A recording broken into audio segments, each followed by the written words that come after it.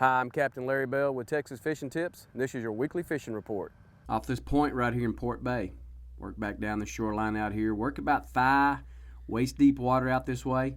Gonna have a nice strong southeast breeze kicking through here.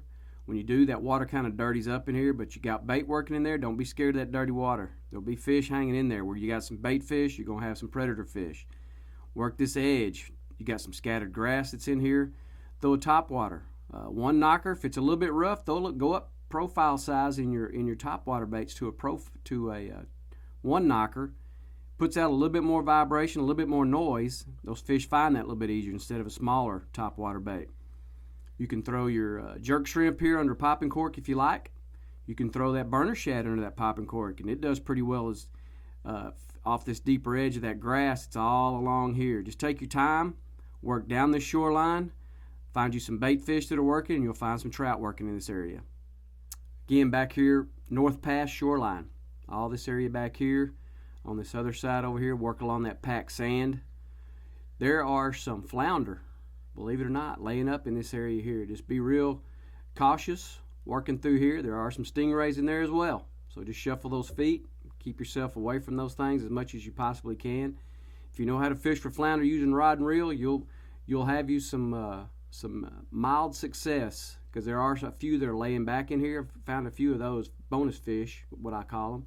But there are some trout here. There's a bunch of small trout that's hanging in this area, so you really kind of have to work through them. You may go through a few baits getting through it to find your better fish. And as the sun gets up and starts getting hotter, start working these reefs that are out here in Copano.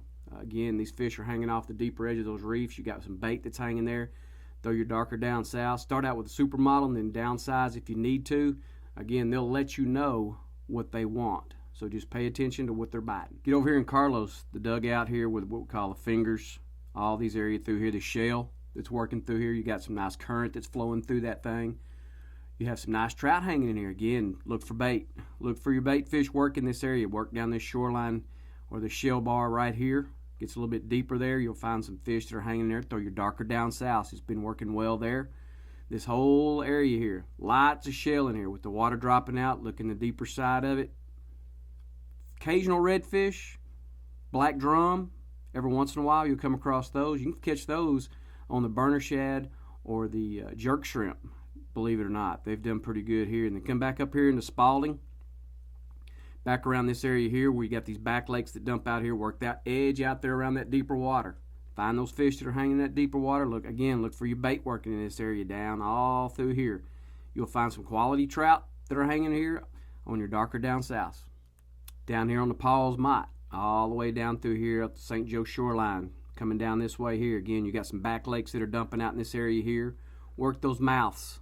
Work the mouths of those back lakes. As long as you got some bait that's working out in front of those, you got an opportunity to catch fish. Again, your burner shads have worked pretty good here. Mark 54 mullet run have worked real well here. That good profile bait like that, those trout have liked that pretty well up here against the shoreline.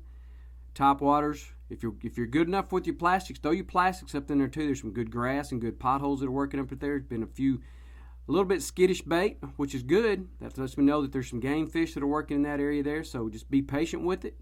Pick those potholes early in the morning. If you know where they're at, if you can start to see them pretty good when that sun starts popping up. And as that sun gets higher, it gets a little bit harder to start working out a little bit deeper water.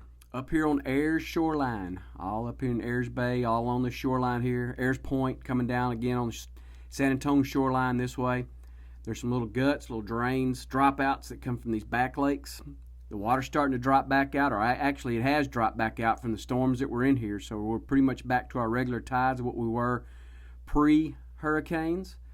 So you will need to look for this deeper water. Look for these deeper water out in front of these mouths that dump out all along these shorelines here. You'll see the little drains there.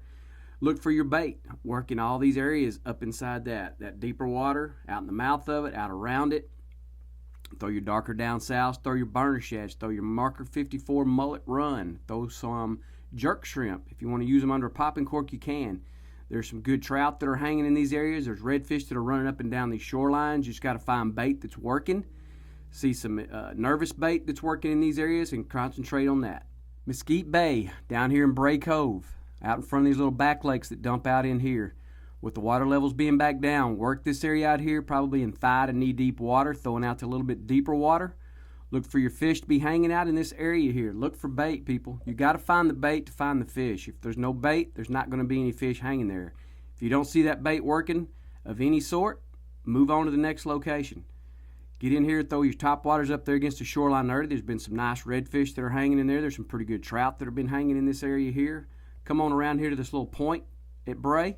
Got some shell that's out here working a little bit deeper water. Throw your darker down south, throw your burner shad, throw your marker 54 jerk shrimp. It's been pretty good. It's worked really well, especially under a popping cork. That burner shad and the supermodels, just figure out what kind of profile that they want, and they'll let you know what they want here. But there's been some good trout hanging out here on this shell. Thanks for watching. I'm Captain Larry Bell.